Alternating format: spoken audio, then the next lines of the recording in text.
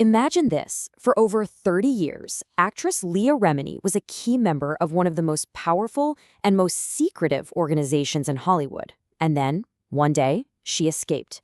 Today, we're diving into her unbelievable story and the shocking secrets she exposed about the Church of Scientology. Just let that sink in for a second. 3 decades. That's a lifetime inside a world that most of us know almost nothing about. A world of massive wealth, A-list celebrity power, and secrets that are guarded like gold. And she just walked away. The real question is, why? And what did she find out that made her risk absolutely everything? Because look, this isn't just about one actress. We're talking about some of the biggest names on the planet, like Tom Cruise. It brings up this huge central question to the whole thing. What does this organization know? What kind of power does it hold that keeps its most famous followers seemingly locked in for life? Okay, let's get into it. To really understand what Leah was escaping from, we have to go back to the very beginning. And it all started in the 1950s, not with some ancient prophet or a holy book, but with a guy who, funnily enough, was way more famous for writing science fiction than for starting a global religion. So when you look at this timeline, what really jumps out is how strategic it all was. It starts in 1950 with this book, Dianetics, which basically promises to cure all your psychological problems. It was a huge hit. But just a few years later, the government starts cracking down, shutting down his centers for practicing medicine without a license. So what does Hubbard do? He makes a brilliant move. He doesn't change what he's doing, he just changes the label. By rebranding as the Church of Scientology, boom, suddenly he's got all the legal and tax protections of a real religion. At the very heart of this entire system is this one core concept called an engram. So according to Hubbard, an engram is like a scar on your mind. It's a hidden, painful memory from your past that's the real reason for all your current problems. Your fears, your anger, your self-doubt, all of it. And how do you get rid of these engrams? Well, there's a process called auditing. It's kind of like therapy sessions where you relive these traumatic moments over and over and over again until the negative feeling just disappears. And the ultimate goal? To become clear.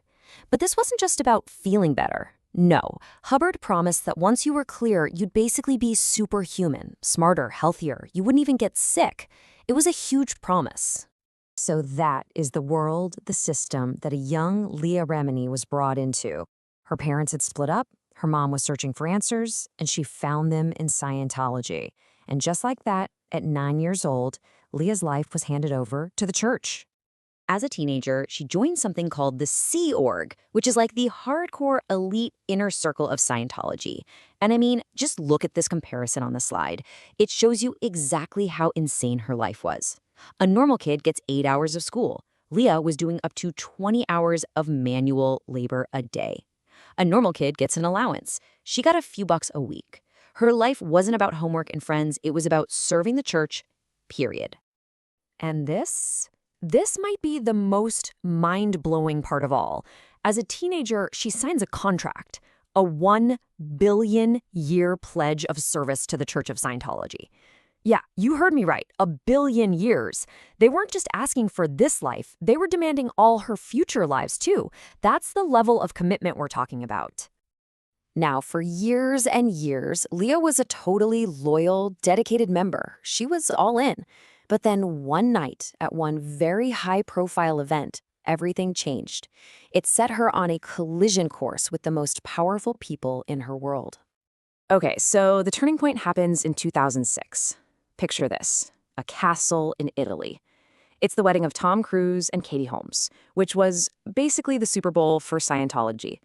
Every important member was there, and that included Leah. But right in the middle of all this Hollywood glamour, Leah notices something is off.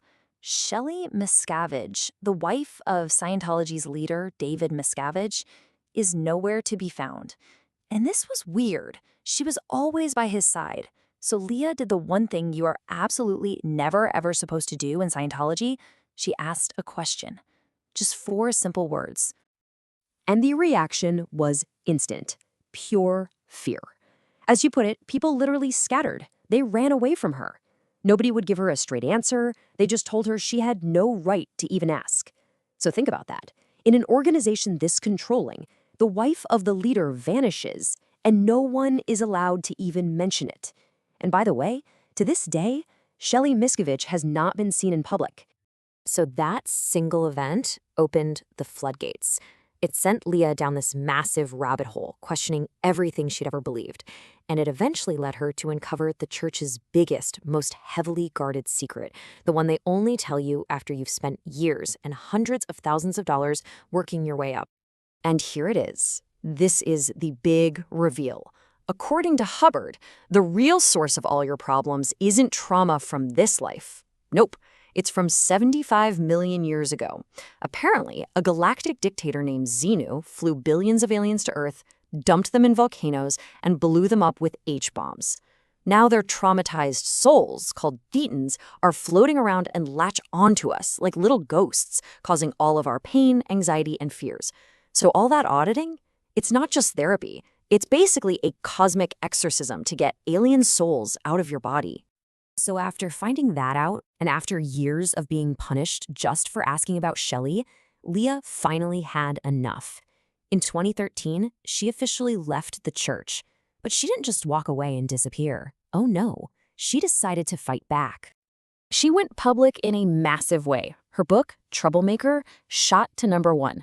Her TV series won an Emmy, and more importantly, it gave a voice to dozens of other ex-members who told their own horror stories, including exposing an alleged internal prison called The Hole. And in the end, her entire family, her mom and her sister, they all followed her out. A huge part of her fight was to challenge the church's image of power. So while Scientology claims it has millions of followers all over the world, people who've left, plus outside researchers, say the real number is way, way smaller, maybe closer to 50,000. It's been suggested that they buy up these huge empty buildings just to make it look like they have a much bigger following than they actually do. But here's the thing. Their real power isn't in numbers, it's in their money. With all this real estate across the globe, from huge compounds in California to castles in England, and because they're a tax-exempt religion, their total worth is estimated to be at least $2 billion. And that leaves us with the big final question, doesn't it? Despite all the exposés, all the controversy, the Church of Scientology is still an incredibly wealthy and powerful organization with deep, deep roots in Hollywood. And it just makes you wonder, with all that money and all that influence, what on earth is their next move?